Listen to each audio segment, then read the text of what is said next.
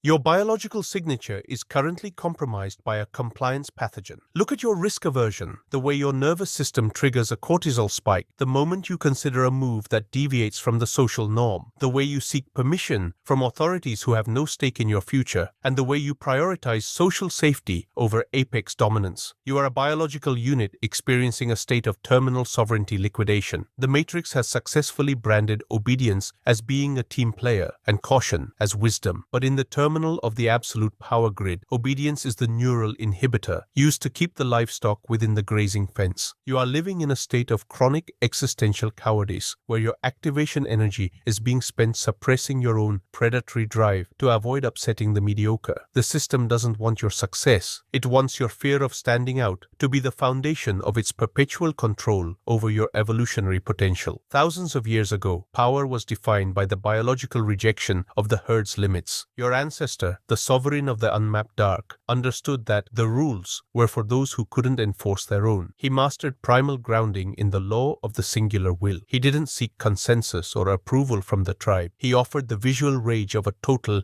unyielding structural defiance. His hierarchy was built on the foundation of sovereign audacity, the understanding that the human brain is a machine that achieves its highest computational density only when it operates outside the fear loops of the collective. His biological rebellion was his total refusal to be managed. He possessed a mind that treated social pressure as a biological toxin, stripping away the obedience sludge until only the monolith of his raw, unconditioned intent remained. He understood that the moment you wait for a green light from the system, you have surrendered your apex signature and become a component in another man's machine. To master your reality, you must first become psychologically immune to the concept of doing it wrong. The obedience virus is the implementation of the collar of the domesticated male for your final internal dominance. The system wants you to be polite and cooperative, words that mean harvestable and weak. Absolute sovereignty is a biological siege of the approval grid. It is the visual rage of the architect, seeing the social grid for what it is, a series of compliance hooks, stimulus-response lures, and deciding to be the one who shorts the circuit by being indifferent to the law. You must develop a clinical, cold contempt for mainstream standards. Fitting in is a horizontal bond for the herd. Absolute presence is a vertical tool for the elite. You must learn to occupy the blind spots of the social radar. Use the temporal noose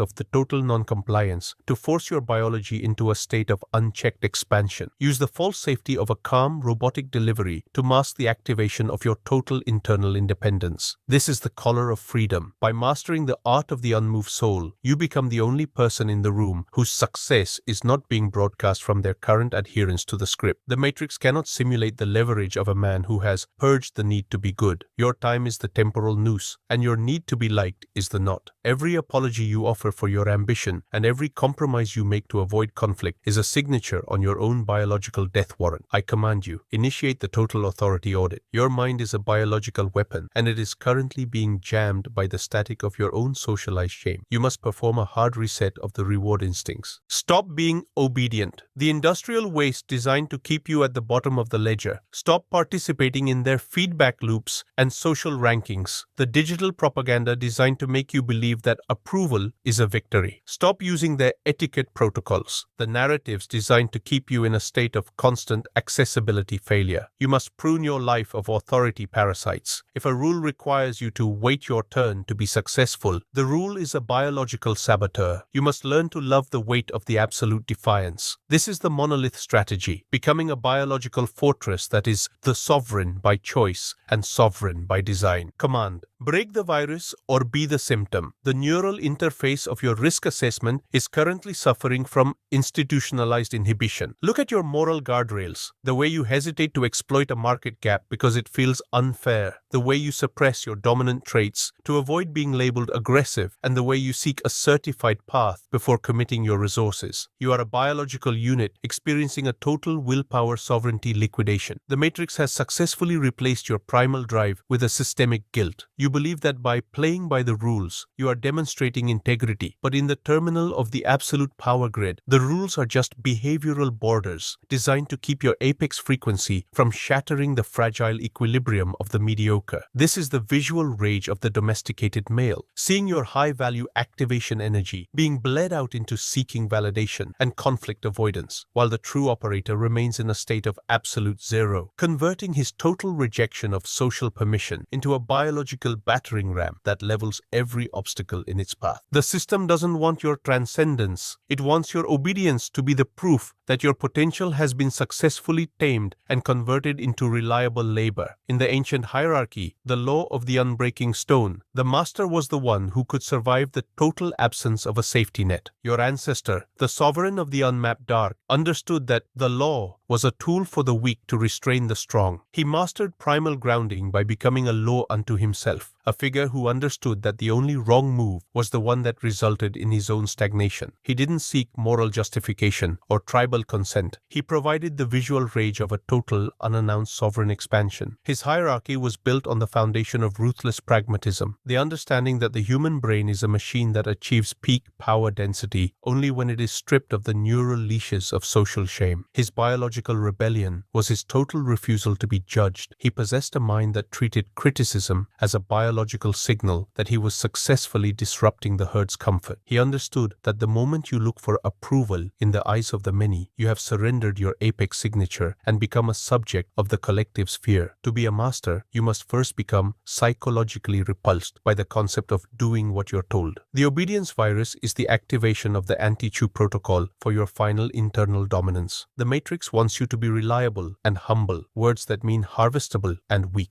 Absolute sovereignty is a biological siege of the ethical grid. It is the visual rage of the architect, seeing the social grid for what it is, a series of shame hooks, stimulus-response lures, and deciding to be the one who shorts the circuit by being indifferent to judgment. You must develop a clinical, cold contempt for mainstream morality. Being a good person, by their definition, is a horizontal bond for the herd to keep the predators in check. Absolute presence is a vertical tool for the elite. You must learn to occupy the psychological high ground by controlling the flow of your own biological audacity. Use the temporal noose of the final defiance to drive the system's influence into a state of control dissonance. Use the false safety of a calm robotic delivery to mask the activation of your total internal independence. This is the collar of freedom. By mastering the art of the unmoved soul, you become the only person in the room whose value is not being broadcast from their current compliance level. The one who can go the longest without checking if he's allowed is the one who eventually owns the permissions. Your time is the temporal noose, and your need to be seen as a team player is the knot. Every permission slip you ask for and every consensus meeting you attend is a signature on your own biological death warrant. I command you, initiate the second stage of the authority rearmament. Your mind is a biological engine, and it is currently being choked by the compliance sludge of the unworthy. You must perform a total neural command reset. Stop being civilized, the industrial waste designed to keep you at the bottom of the ledger. Stop being a node in their network of mutual inhibitions. Stop being a unit of compliance in their ledger of men who wait for the green light. You must prune your social interactions with the collar of absolute sovereignty. If a move requires you to explain its ethics to the mediocre to be initiated, the move is a biological failure. You must learn to love the weight of the absolute autonomy. You must learn to love the friction-heavy hours where the noise of the collective is muted and your dominance is the only signal in the dark. This is the monolith strategy, becoming a biological fortress that is the commander by choice and sovereign by design. Command: purge the permission or be the slave. Your biological trajectory has reached the terminal velocity of domesticated stagnation. Look at your authority threshold, the exact moment your nervous system triggers a panic response because you're about to execute a total system bypass and act without a safety net or a superior's approval. You are a biological system in a state of chronic activation decay. The system has successfully replaced your apex initiative with a series of standard procedures disguised as professionalism. You no longer seek to dominate dominate your own timeline through unmoving intent. You seek to follow the best practices. You no longer seek to be the sovereign. You seek to be the top performer within their cage. This is the visual rage of the terminal slave, seeing your life force being digitized and archived in compliance logs and performance reviews, while your physical reality remains a quiet, managed enclosure of unfulfilled DNA. You are breathing in the toxic fumes of a collective that demands your predictability as a form of tribute, leaving you lightheaded, fragmented, and fundamentally easy to control through your own fear of being wrong. The system doesn't want your genius. It wants your subservience to be the foundation of its perpetual control over the human hierarchy. Return to the ancient hierarchy, the law of the unbreaking monolith. In the primal world, the master was the one who could remain a biological void, even in the center of a storm of social condemnation. Your ancestor, the sovereign of the absolute cold, understood that power was a product of absolute self-authorization. He mastered primal grounding by becoming an impenetrable core, a figure whose actions were his own property and whose refusal to ask why was the only law. He understood that to seek a consensus